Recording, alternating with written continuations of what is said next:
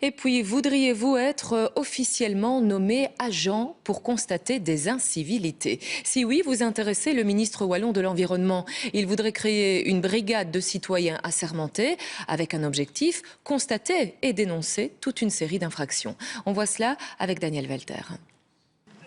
C'est quasi devenu une activité familiale chez les Murets à Ivoire. Ramasser les déchets le long de la route. Ce matin, nous les suivons sur 150 mètres. Et surprise, 150 mètres plus loin, ils ont déjà rempli un tiers de sacs poubelles.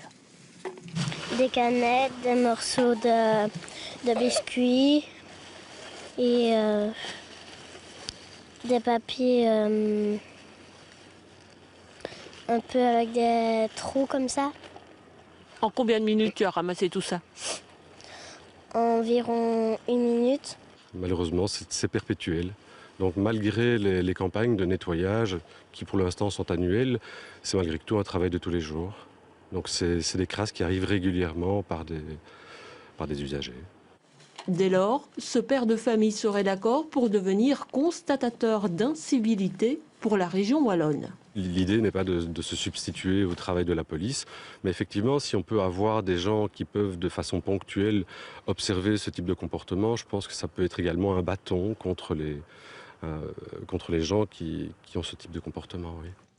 Jusque-là, une fois l'an en Wallonie, les particuliers peuvent participer au grand nettoyage de printemps le long des routes ou des berges. L'an dernier, ils étaient plus de 40 000 à s'être mobilisés.